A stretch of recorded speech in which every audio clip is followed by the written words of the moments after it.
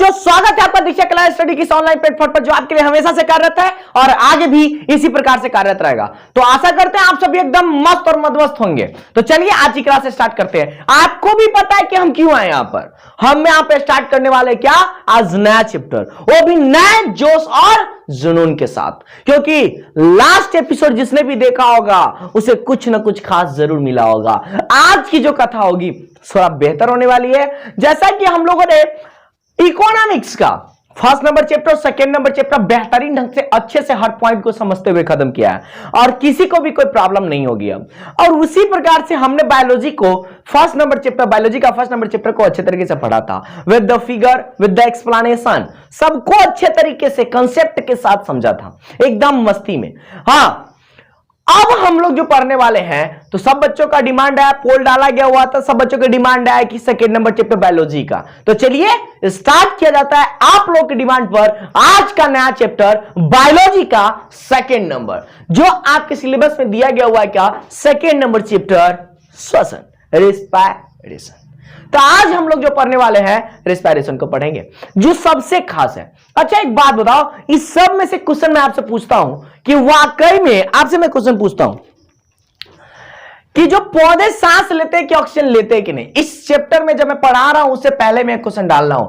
अगर वाकई में आप लोगों को पता है ये चैप्टर शुरू होने से पहले कि पौधे ऑक्सीजन लेते हैं या नहीं लेते, या कार्बन डाइऑक्साइड लेते हैं या ऑक्सीजन छोड़ते हैं, अगर सच में नहीं पता तो प्लीज पता है तब हां कमेंट कीजिए, नहीं पता है तो ना कमेंट कीजिए, लेकिन कमेंट जरूर कीजिए, इतना जरूर है।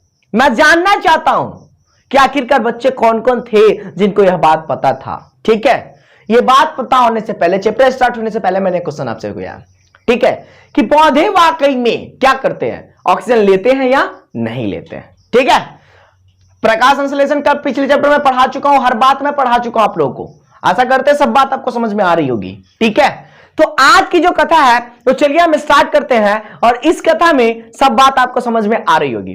तो आज का वाकई में चैप्टर का नाम है श्वसन। आखिरकार श्वसन होता क्या है, पहले हम ये क्वेश्चन उठता है हमारे पास जब हमने शुरुआत किया श्वसन। अब ये श्वसन होता क्या है मुझे यह समझना पड़ेगा, ये श्वसन होता क्या है। तो श्वसन होता क्या है इस बात को समझते हैं। ये हो गया हमारा श्वसन। अब श्वसन को हमको समझना है कि श्वसन है क्या।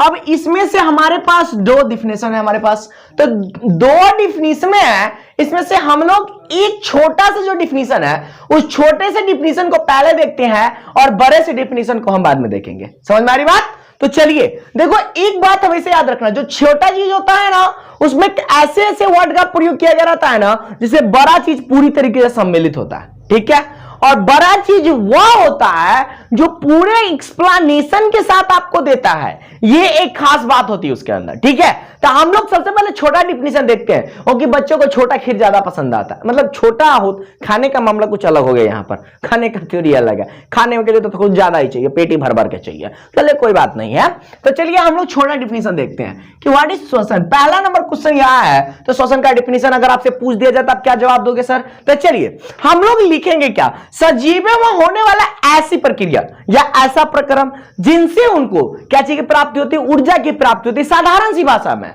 सजीवों होने वाली वैसा प्रक्रम जिससे उनको ऊर्जा की प्राप्ति होती है, वह क्या कहलाता है, हमारा श्वसन कहलाता है। सीधी सी बात है, ज्यादा टेंशन लेना नहीं है। आइए हम लोग लिखते हैं, सजीवों में होने वाली ऐसी प्रक्रिया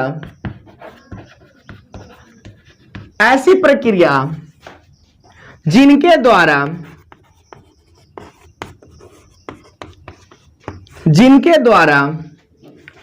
उनमें होने वाले जैविक क्रियाओं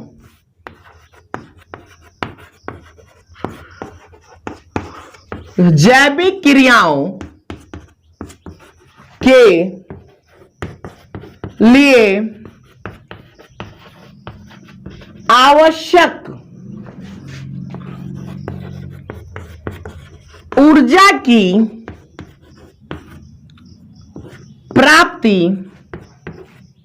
या ऊर्जा की आपूर्ति, बायोलॉजी की भाषा में लिखो ना, ऊर्जा की आपूर्ति होती है, श्वसन कहलाती है।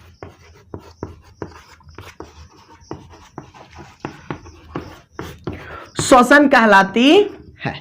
आइए हम इस बात को समझते हैं। मैंने बोला क्या, सजीवों में होने वाले, याद रखना सजीव किस लिए, क्योंकि फर्स्ट नंबर चैप्टर मैंने आपको सजीव निर्जीव इस सब के बारे में बता रखा है। आखिरकार सजीव क्या होता है और निर्जीव क्या होता है, इस दोनों में मैंने अंतर समझा रखा है आप लोगों को। जिन्होंने भी नहीं देखा बायोलॉजी का फर्स्ट नंबर चैप्टर का फर्स्ट नंबर एपिसोड जाकर के देख लीजिएगा, उसमें आपको समझ में आ जाएगा। तो चलिए, सजीव में होने वाली, आप लोगों को सारी की सारी प्लेलिस्ट बना दी गई है हर सब्जेक्ट का, जाइए उसमें हर वीडियो को आप देख सकते हैं बेहतरीन ढंग से। तो सजीवों में होने वाली ऐसी प्रक्रिया जिनके द्वारा उनमें होने वाले जैविक क्रियाओं के लिए आवश्यक ऊर्जा की आपूर्ति होती है, वही हमारा क्या कहलाता है, श्वसन कहलाता है। ध्यान दीजिए, मैंने यह बोला आपको कि ऐसी कोई भी प्रक्रिया जिसमें मानव क्या करता है, उनको ऊर्जा की प्राप्ति हो रही है। वह सांस लेते हैं, अंदर ऑक्सीजन गया, अंदर ऑक्सीजन जाने के बाद वो क्या करता है, अंदर कुछ ना कुछ तो ऐसा होता होगा जिसके कारण, देखो शरीर में कुछ भी व्यर्थ नहीं है, हर चीज का कुछ ना कुछ अपना इंपोर्टेंस है। तो अगर सांस लेते हैं तो आखिरकार इसके क्या इंपोर्टेंस है, कुछ ना कुछ तो खास होगा। पेड़ भी लेते थे, पेड़ भी तो कुछ ना कुछ खास है। आखिरकार पेड़ ऑक्सीजन लेते, कार्बन डाइऑक्साइड लेते, इसका तो आपको हाँ ना या मैं आंसर देना ही है अभी, ठीक है, वो मैंने बोल दिया सबसे पहले, वो मैं बताऊंगा, चिंता मत करो, जब मैं पादप पढ़ाऊंगा तो बढ़िया तरीके से पढ़ाऊंगा। अभी मैं बताने वाला हूं थोड़ी देर में, डोंट वरी। मैं ये बता रहा हूं कि जब मैं ऑक्सीजन लेता हूं तो हमारे शरीर के अंदर जब वो जाता है ना, तो ग्लूकोज का विखंडन करता है। तो ग्लूकोज क्या चीज से बना था, तो आपको पता है, फर्स्ट नंबर चैप्टर में आपको पढ़ा चुका हूं, पोषण के अंदर क्या नाम है, ग्लूकोज कहां से बनता है या कार्बोहाइड्रेट कहां से बनता है। आप लोग को विटामिन के अंदर भी आप लोग को पढ़ा चुके, सब चीज मैंने पढ़ा दिया फर्स्ट नंबर चैप्टर के अंदर। तो कार्बोहाइड्रेट हमको मिल गया। अब कार्बोहाइड्रेट का विखंडन होना जरूरी है, वो जब तक टूटेगा नहीं तब तक हमको ऊर्जा की प्राप्ति नहीं होगी। अब ऊर्जा की प्राप्ति नहीं होगी तो हम लोग यकीन नहीं करेंगे, हम लोग बात नहीं करेंगे, हम अपना दिमाग का इस्तेमाल नहीं कर सकते, कोई वर्क नहीं कर सकते। इसलिए जरूरी है ऊर्जा की प्राप्ति होना। ना पढ़ सकते हो, ना गा सकते हो, ना हंस सकते हो, ना खेल सकते हो, क्योंकि आपका शरीर ही नहीं काम करेगा, ऊर्जा ही नहीं है तो कैसे काम करोगे यार। ऊर्जा का मतलब देखो, देहाती भाषा में देख रहे भाई, देहाती भाषा में बोले तो अगर तेरे अंदर ताकत नहीं रहे बाबा तो तू कुछ नहीं कर सकता, समझा क्या। हाँ, ताकत होना जरूरी है। और वही बायोलॉजिक भाषा में बोले तो इसको बोलते हैं एनर्जी, ऊर्जा बोलने का, समझा क्या। चलो ये भाव, ये आप पंडित लोग जो है ना कुछ अलग क्वालिटी कह रहे हैं। हाँ, अलग क्वालिटी का इसलिए रे, अपन के अंदर सब चीज है, समझा क्या। तो बायोलॉजी के अंदर है तो बायोलॉजी की भाषा समझो ना रे। हाँ, छोड़ो उसको। ऊर्जा की प्राप्ति, तो हमें ऊर्जा की प्राप्ति होती है तो जब ग्लूकोज जो होता है, ग्लूकोज को विखंडन जब करते हैं, तो जब ग्लूकोज विखंडित होकर के, आखिरकार ग्लूकोज को तोड़ने के लिए कोई ना कोई हथियार तो चाहिए, तो हमारे अंदर वही ऑक्सीजन जब जाता है तो एंजाइम की सहायता से ग्लूकोज क्या करता है, तोड़ देता है। तब हमको क्या चीज की प्राप्ति होती है, ऊर्जा की प्राप्ति होती है। उन्हीं ऊर्जा की मदद से हम अपने सारे के सारे कार्य कंप्लीट करते हैं। इसीलिए मैंने बोला सजीवों में होने वाली वैसी प्रक्रिया जिसके द्वारा उनमें होने वाले जैविक क्रियाओं, जो भी जैविक क्रिया, भाई जैविक क्रिया का मतलब क्या हुआ, हम लोग जो कुछ भी करते हैं हमारे अंदर ऊर्जा की प्राप्ति होनी जरूरी है। कुछ भी, सांस लेना, गति करना, उठना बैठना, जो भी सजीवों का गुण है, वो सारे के सारे जैविक क्रिया जिनसे आवश्यक ऊर्जा की प्राप्ति होती है, वो सारे के सारी प्रक्रिया हमारा क्या कहलाएगा, श्वसन कहलाएगा। कोई दिक्कत। अब आइए हम लोग कुछ अलग परिभाषा देखते हैं जो अब तक परिभाषा नहीं था। ये मैंने बोला था ना, 2 परिभाषा मैं बताऊंगा। चलिए अब हम लोग सेकेंड परिभाषा पे चलते हैं। अब ये सेकेंड परिभाषा आखिरकार कहना क्या चाहता है, इस बात को हमें समझना जरूरी है। ये जो सेकेंड परिभाषा है, इससे पूरा का पूरा कंसेप्ट क्लियर हो जाएगा, सब चीज समझ में आ जाएगा, हर चीज मैंने मिला कर रखा है। तो चलिए, यह वैसी प्रक्रिया है जिसमें जीवधारी वायुमंडल से वायुमंडल से ऑक्सीजन अर्थात O2 ग्रहण करते हैं तथा एंजाइम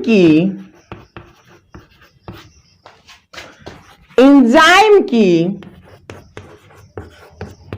सहायता से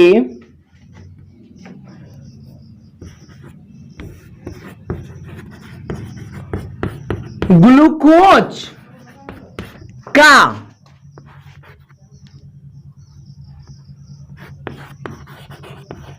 विखंडन करते हैं तथा उनसे प्राप्त ऊर्जा तथा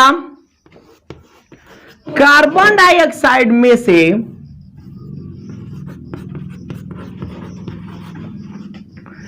कार्बन डाइऑक्साइड को बाहर निकाल देते हैं। ये सम्मिलित रूप से ये सारी प्रक्रिया सम्मिलित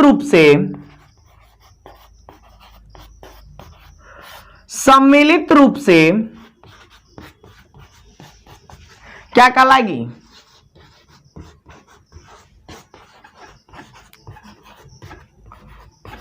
श्वसन कहलाती है। आइए इस बात को समझते हैं कि आखिरकार ये परिभाषा कहना क्या चाहता है। ऑल कंसेप्ट आप पे क्लियर हो जाएगा इसके अंतर्गत। आइए ध्यान दीजिए, ये वैसी प्रक्रिया है जिसमें जीवधारी हो। भाई तोरा मन हो जीवधारी न लिखे के तो तू सजीव लिखना ला, न कोई दिक्कत है, तू लिख सके। यह वैसी प्रक्रिया जिसमें सजीव वायुमंडल से कोई दिक्कत ना है। बतैले रहियो तोहर खेत तोहर हल, ऐ पे जे बिछन बोइबू तोहर काम हो, हमारा से कोई दिक्कत ना है, ना दूसरा के कोई दिक्कत है। तू जरा जे लिखे को जे ना लिखे को लिखा, लेकिन उपयुक्त बात लिखिया। समझ में लो, गाली गलौज ना करियो। इनमें लिखल है कथी, यह वैसी प्रक्रिया है जिसमें जीवधारी या सजीव वायुमंडल से ऑक्सीजन ग्रहण करते हैं। कहां से बउआ? वायुमंडल से ऑक्सीजन ग्रहण करते हैं तथा एंजाइम की सहायता से ग्लूकोज का विखंडन करते हैं। उनसे प्राप्त, मतलब देखिए ध्यान दीजिए मैंने क्या बोला, एंजाइम की सहायता से ग्लूकोज का विखंडन करते हैं। मतलब ग्लूकोज अब क्या हुआ? टूट गया। ऑक्सीजन तथा एंजाइम दोनों मिलकर के ग्लूकोज को तोड़ दिए। अब ग्लूकोज का विखंडन करने से प्राप्त ऊर्जा, अब जो ऊर्जा है वह भी मिला इनको और कार्बन डाइऑक्साइड मिला। तो ऊर्जा की प्राप्ति हो गई तो ऊर्जा थोड़ी ना बाहर निकालेंगे। तो प्राप्त कार्बन ऊर्जा तक कार्बन डाइऑक्साइड में से कार्बन डाइऑक्साइड को बाहर निकाल देते हैं। ये सारी की सारी प्रक्रिया सम्मिलित रूप से क्या कहलाती है? श्वसन कहलाती है। मतलब मैंने बोला सजीवों में होने वाली वैसी प्रक्रिया जिसमें वायुमंडल से जीव क्या करते हैं? ऑक्सीजन ग्रहण करके अपने शरीर के अंदर उपस्थित एंजाइम की सहायता से ग्लूकोज का विखंडन करते हैं। उनसे प्राप्त ऊर्जा तक कार्बन डाइऑक्साइड में से कार्बन डाइऑक्साइड को बाहर निकालने की प्रक्रिया ही क्या कहलाती है? श्वसन कहलाती है। इसमें सारी की सारी बात मैंने सम्मिलित कर दी। इसमें पूरी की पूरी बात आपको जुड़ा हुआ है, हर चीज। ऑक्सीजन वाकई में हम लेते हैं, लेकिन ऑक्सीजन सिर्फ और सिर्फ सांस के काम में नहीं आता। ऑक्सीजन जब तक नहीं जाएगा तब तक हमें ऊर्जा की प्राप्ति नहीं होगी। अब ऊर्जा की प्राप्ति करना है, अगर ताकत लेना है, तब इसके लिए आपको क्या चीज की जरूरत है? आपको ऑक्सीजन की जरूरत है। इसलिए आप सांस लेते हैं। आप सांस लेते हैं, अब सांस लेने के बाद वो हमारे शरीर के अंदर जाता है और एंजाइम की सहायता से ग्लूकोज क्या करता है? टुकड़ा करता है, तोड़ देता है उसको। अब जब ग्लूकोज टूटता है तब उनसे प्राप्त ऊर्जा क्या कहलाता है? वही जब ऊर्जा प्राप्त हो गया, श्वसन की प्रक्रिया संपन्न हो गई, कार्बन डाइऑक्साइड को बाहर निकाल देगा, पूरी तरीके से हमें श्वसन की प्रक्रिया संपन्न हो गई। यही है हमारे पास श्वसन की परिभाषा। आप दोनों परिभाषा में से आपको जो अच्छा लेके लिख सकते हो। एक बात हमेशा याद रखना, ये विद द एक्सप्लेनेशन है, ये हर बात इसमें लिखी गई है, हर प्रयोग इसमें सम्मिलित कर दिया मैंने। आप क्या करते हैं, वायुमंडल से ऑक्सीजन लेते हैं अपने शरीर के अंदर, वो बेचारा हमारे शरीर को देखता है, ओ अच्छा ये शरीर है, वो बेचारा जाता अंदर ढूंढता है एंजाइम, रे एंजाइम कहां है, वो फोन लगाता है, एंजाइम से बात करता है, ये दोनों मिल गया, पार्टनर पार्टनर, अच्छा दोनों मिल गया, हाँ ये ढूंढता है ग्लूकोज को, ये ग्लूकोज है ना बड़ा भागता रहता है, केने केने ढूंढता है, ये दोनों मिलकर खूब ढूंढता है उसको, और जहां मिल जाता है खूब तोड़ता है, बढ़िया से तोड़ता है। अब इसके तोड़ने से मिलता है, इसको कहती है अरे भाई कार्बन डाइऑक्साइड, ऊर्जा, तनका मात्रा में जल। अभी अभी हम अरे भाई इतना पढ़ाए तो नहीं, उसके प्रक्रिया को समझने में क्या जाएगा, प्रक्रिया भी समझाएंगे ना, अभी क्या भी समझाएंगे, समझ में आ रही बात। जैव ऊर्जा को समझेंगे, उस पूरी की प्रक्रिया से क्या क्या चीज मिलता है उसको जैव ऊर्जा कहते हैं। बायोलॉजी की भाषा में एक पॉइंट है, उससे भी आप अपना एक परिभाषा तैयार कर सकते हैं। कैसे तैयार करेंगे हम बताते हैं, चिंता मत कीजिए। वो बेचारा ढूंढ लेता है ग्लूकोज को, इतना मात्रा में तोड़ता है ना कि जब तक उसे ऊर्जा की प्राप्ति ना हो, ऊर्जा की प्राप्ति वो कर लेता है। अब ऊर्जा की प्राप्ति हो गई तब तो भाई हमारा संपन्न हो गया। कार्बन डाइऑक्साइड जो ऊर्जा की प्राप्ति से बना है उसको क्या करेगा, उस शरीर से बाहर निकाल देगा। वही सारी प्रक्रिया हमारा क्या कहलाती, सम्मिलित रूप से श्वसन की प्रक्रिया कहलाती है। अब आइए, श्वसन की प्रक्रिया से जो ऊर्जा प्राप्त होता है ना उन्हें जैव ऊर्जा कहते हैं। नेक्स्ट पॉइंट हम क्या लिखेंगे, जैव ऊर्जा। श्वसन की प्रक्रिया से प्राप्त ऊर्जा को जैव ऊर्जा कहा जाता है। क्या कहा जाता है, जैव ऊर्जा। बउआ हो इतना डिटेल में तोरा 12th क्लास में 11th क्लास में मिल तो 11th क्लास में पढ़े कहो, लेकिन पढ़ा रहल छियो काहे कि कंसेप्ट समझे का है, कहीं से भी उठा ले पॉइंट, सीधी सी बात है। अब ध्यान दा, श्वसन की प्रक्रिया से, श्वसन की प्रक्रिया से प्राप्त ऊर्जा को जैव ऊर्जा, हाँ ऊर्जा को जैव ऊर्जा कहते हैं।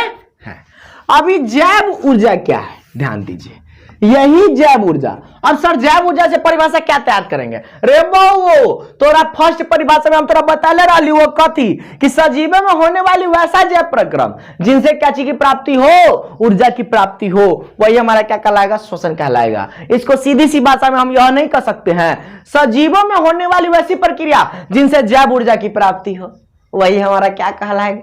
हो बउआ अपना दिमाग लगाबा, तनकाले सोचा कि सजीवों में होने वाला वैसा प्रक्रम या वैसी प्रक्रिया या जिनसे क्या चीज की प्राप्ति हो, जैव ऊर्जा की प्राप्ति हो। क्योंकि अभी कभी डिफिनीशन पढ़ाई उसमें हम बोले हैं क्या कि जो श्वसन की वो प्रक्रिया, जो प्रक्रिया हमने कर लिया उनसे क्या चीज प्राप्ति हुआ, ऊर्जा की प्राप्ति हुआ, उन्हें ही हम क्या कहेंगे, जैव ऊर्जा कहेंगे। तो हम साधारण सी भाषा में ना परिभाषा लिख सकते हैं कि सजीवों में होने वाली वैसी प्रक्रिया जिनसे उनको जैव ऊर्जा की प्राप्ति होती है, वही हमारा क्या कहलाएगा, श्वसन की प्रक्रिया कहलाएगा। आइए इसके हम ये क्या कहते हैं, इसको समीकरण को देख लेते हैं, ये जरूरी है। हमने देखा ग्लूकोज को, तो रहा था सबसे पहले ग्लूकोज था C6H12O6, किसकी सहायता से, ऑक्सीजन की सहायता से। तो ऑक्सीजन के 6 गो अणु रहता है, ये बेचारा मिला किससे, एंजाइम से। एंजाइम मिल गया, तो जब ये ऑक्सीजन एंजाइम को फोन किया, ये दोनों मिल गया, ये दोनों के मिलने से ये बेचारा को तोड़ना शुरू कर देगा, खूब कूटेगा इसको। कूटने के बाद जो बनता है, यह बनता है क्या, तो यह बनता है कार्बन डाइऑक्साइड के 6 गो अणु। उसके बाद जो बनता है H2O के 6 गो अणु। उसके बाद जो बनता है ऊर्जा, हमको तो यही तो चाहिए, क्या? ऊर्जा। वो ऊर्जा भी पंख लगा के बोला ना, ऊर्जा एनर्जी जिसको कहते हैं इंग्लिश में। ध्यान दीजिए, हमारे पास ग्लूकोज है। ग्लूकोज कहां से प्राप्त है? हमने जो भोजन किया, आपको पता है कि भोजन के दौरान हमारे पास ग्लूकोज है हमारे शरीर में। अब ग्लूकोज को जब तक नहीं तोड़ेंगे, क्योंकि आपको पता है ग्लूकोज बहुत ही जटिल प्रक्रिया है, ठीक है। अब उसको तोड़ने की प्रक्रिया, इसे हमें श्वसन की आवश्यकता पड़ती है। तो जब ये हमने वायुमंडल से क्या लिया, ये हमारा क्या चीज से प्राप्त होगा? हो बुआ, ऑक्सीजन। वायुमंडल से ना, तो वायुमंडल से हम क्या प्राप्त किए? ऑक्सीजन। अब वायुमंडल से ऑक्सीजन प्राप्त किए, हमारे शरीर के अंदर एंजाइम है, शरीर के अंदर एंजाइम है। अब ये जब ये ऑक्सीजन जाएगा शरीर के अंदर, ये बेचारा फोन मिलाएगा एंजाइम के, हाँ हेलो एंजाइम कहां हो तुम? तो एंजाइम कहेगा हाँ पार्टनर हम इमाची हो, हाँ। ये दोनों बेचारा क्या करेगा?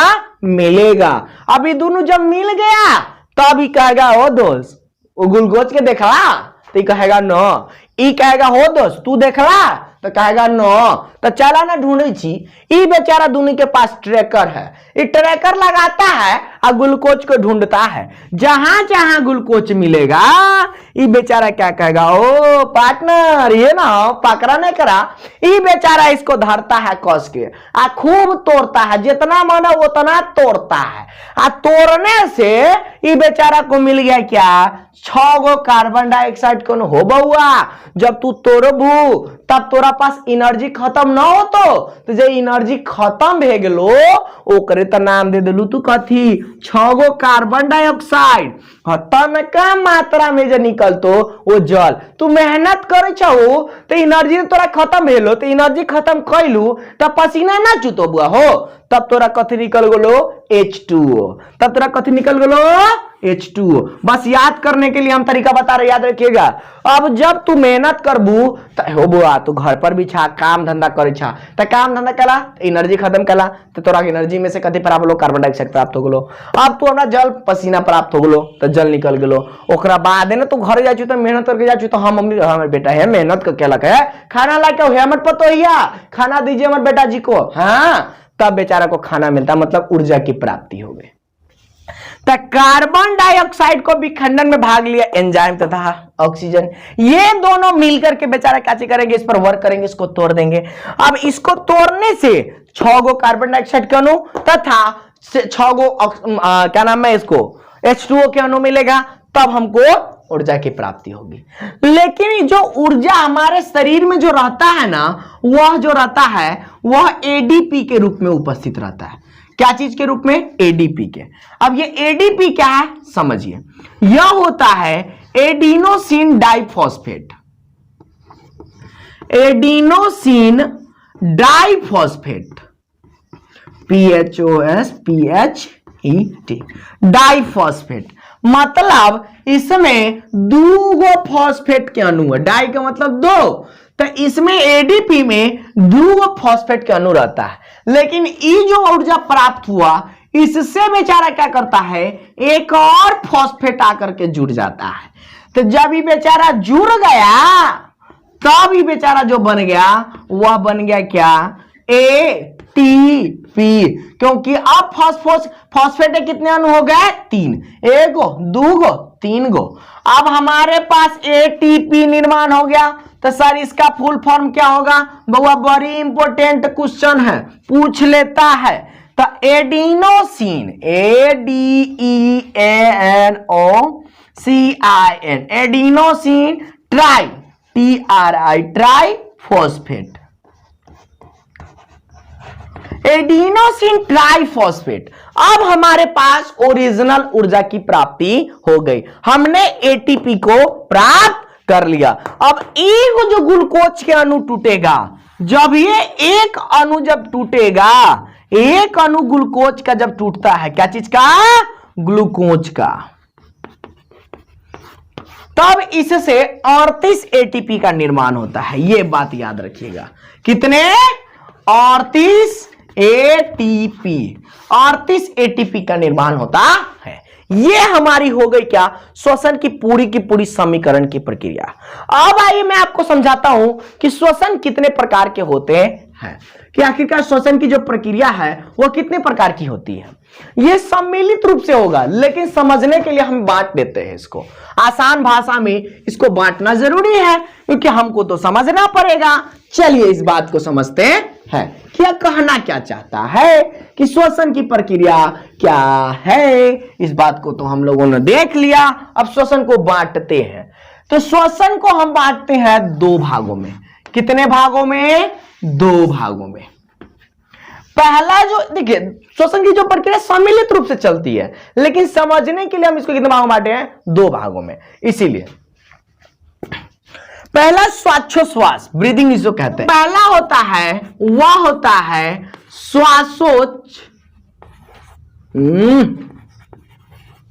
श्वास, जिसको इंग्लिश में ब्रीदिंग कहते हैं।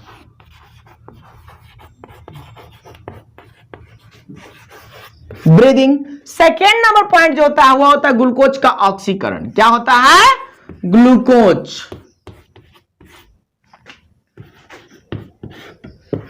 ग्लूकोज का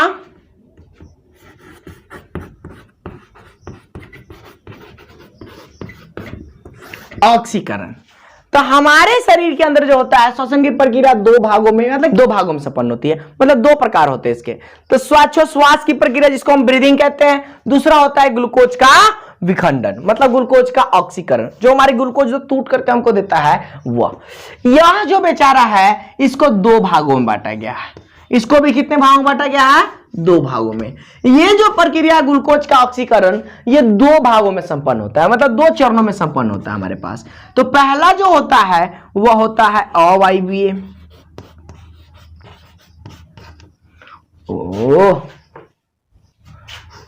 अवायवीय। दूसरा जो होता है वह होता है वायवीय। अब ये अवायवीय प्रक्रिया क्या है, वायवीय प्रक्रिया क्या है, इसको समझना जरूरी है। देखिए मैंने कितनी बार बताया है, अ का मतलब हिंदी की दुनिया में होता है नौ। वायवीय का मतलब हो गया वायु की उपस्थिति। वायु की उपस्थिति मतलब नौ वायु की उपस्थिति। तो ये वैसी प्रक्रिया है जिसे वायु अनुपस्थित होता है। तो जब वायु अनुपस्थित होता है तो उसी प्रक्रिया को हम क्या कहेंगे? अवायवीय प्रक्रिया, अवायवीय श्वसन की प्रक्रिया। और वायवीय का मतलब अभी लिखे हैं वायु की उपस्थिति। तो यह वैसी प्रक्रिया, श्वसन की वैसी प्रक्रिया जिसमें वायु की उपस्थिति हो, वैसी प्रक्रिया को हम क्या कहेंगे? वायवीय श्वसन कहेंगे। कोई दिक्कत? आइए इस दोनों में हम अंतर को समझते हैं। यह बहुत ही एमबीबीआई क्वेश्चन है। यह पूछता है क्वेश्चन आपसे कि वायु मतलब क्या कहते हैं अवायवीय श्वसन तथा वायवीय श्वसन में क्या अंतर है। तो चलिए हम दो भागों में बांटते हैं। दो भागों में बांट करके तब फिर पुनः पढ़ते हैं। अवायवीय श्वसन, अवायवीय श्वसन। अवायवीय श्वसन,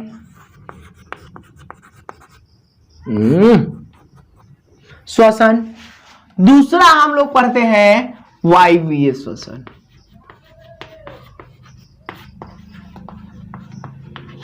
चलिए वायवीय श्वसन को देखते हैं, अवायवीय श्वसन के देखते हो। जब भी आपके एग्जाम में पूछे ना, क्या कीजिएगा? हेनाइते लिख लीजिएगा, आप बीच में वो देवाल खड़ा कर दीजिएगा। बीच में देवाल खड़ा करने के बाद ना उसके बाद उसका पॉइंट लिखना शुरू कीजिएगा।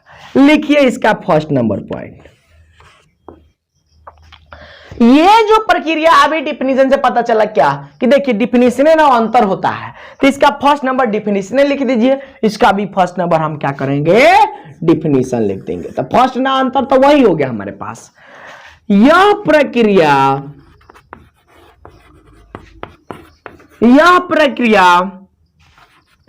वायु की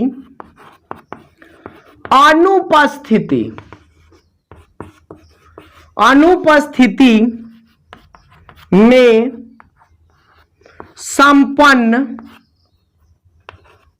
होता है। यह जो प्रक्रिया है अनुपस्थिति में, यह प्रक्रिया वायु की उपस्थिति में संपन्न होता है। यह पूरी प्रक्रिया कोशिका द्रव में, दूसरा नंबर पॉइंट, यह पूरी प्रक्रिया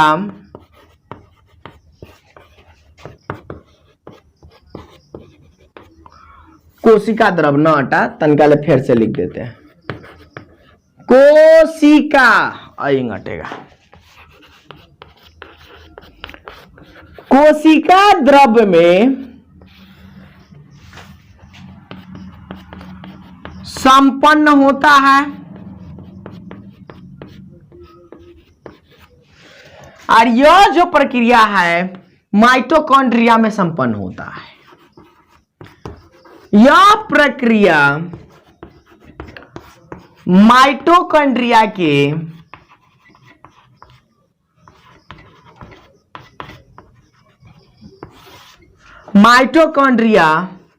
के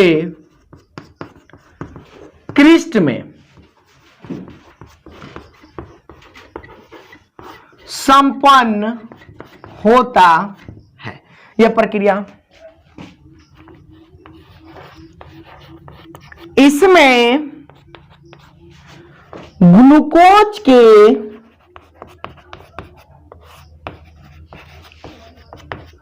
बड़े अणु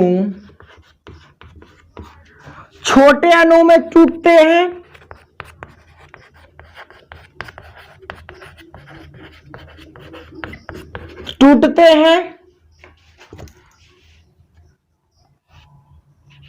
छोटे अणु में टूटते हैं। तीसरा, इसमें ग्लूकोज के अणु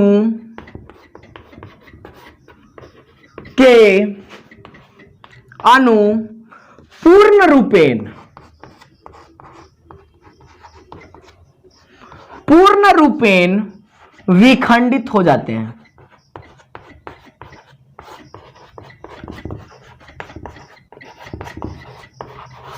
विखंडित हो जाते हैं। अब आइए इस बात को समझते कि यह कहना क्या चाहता है। हमने लिखा वायवीय शोषण, उसके बाद अवायवीय शोषण। तो पहले अवायवीय शोषण के बारे में पढ़ते हैं। इसमें लिखे यह जो प्रक्रिया है वह वायु की अनुपस्थिति में संपन्न होता है। यह प्रक्रिया क्या है? वायु की उपस्थिति में संपन्न होता है। तो हम लोगों में या पादपों में दो प्रकार की क्रिया संपन्न होती है श्वसन की प्रक्रिया। तो एक वह प्रक्रिया होता है जो बिना वायु के मतलब बिना वायु की उपस्थिति में संपन्न होता है, ठीक है। तो वैसी प्रक्रिया को हम क्या कहेंगे? अवायवीय शोषण। और वैसी प्रक्रिया जिसमें वायु की उपस्थिति हो उसको हम क्या कहेंगे? वायवीय शोषण। आगे कह रहा है यह पूरी प्रक्रिया कोशिका द्रव्य में संपन्न होता है।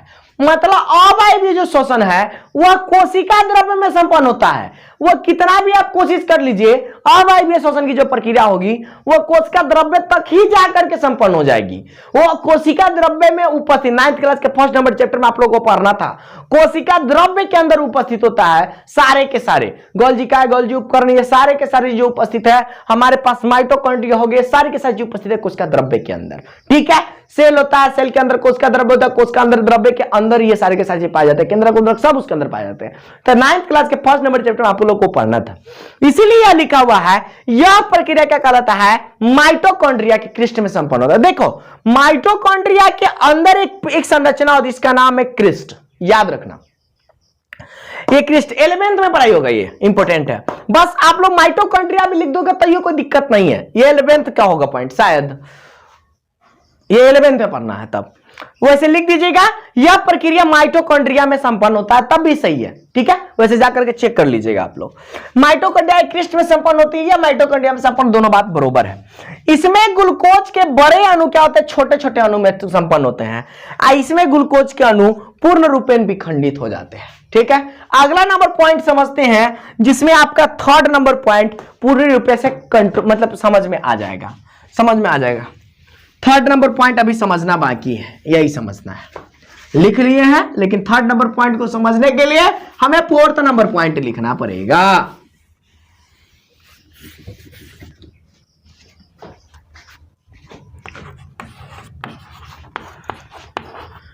इसमें ग्लूकोज के बड़े अणु को या बड़े अणु के टूटने से,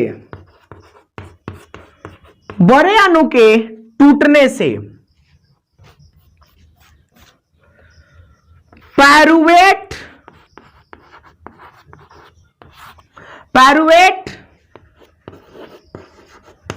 इथेनॉल और लैक्टिक अम्ल,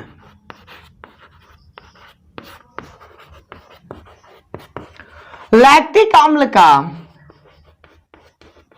निर्माण होता है। इसके चौथे में, हाँ इसका चौथा में, इसके भाई इसमें लिखे तो इसमें लिखिए ना, इसमें ग्लूकोज के पूर्ण विखंडन के कारण,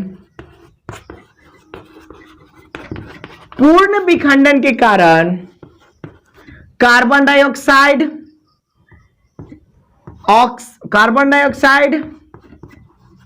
H2O तथा ऊर्जा का निर्माण होता है। इस पूरी प्रक्रिया में 8 ATP का निर्माण होता है और ये जो पूरी प्रक्रिया है, मतलब 5वां नंबर होगा, ये 5वां नंबर, इस पूरी प्रक्रिया में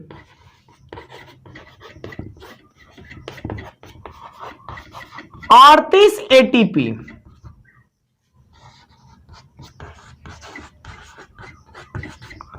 निर्माण होता है। यह हमारे पास था इसका अंतर। आइए इस बात को समझते हैं कि चौथा नंबर पॉइंट कहना क्या चाहता है। इसमें ग्लूकोज के बड़े अणु के टूटने से पायरुवेट, इथेनॉल और लैक्टिक अम्ल का निर्माण होता है।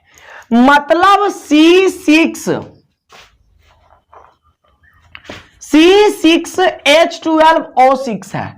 अब आइए शोषण में क्या होगा कि जो कार्बन डाइऑक्साइड के 6 गो जो अणु है, यह बेचारा C3 प्लस C3 में टूट जाता है। याद रखिएगा, ये 3 गो अणु में टूट गया कार्बन डाइऑक्साइड। ये क्या चीज में संपन्न हुआ?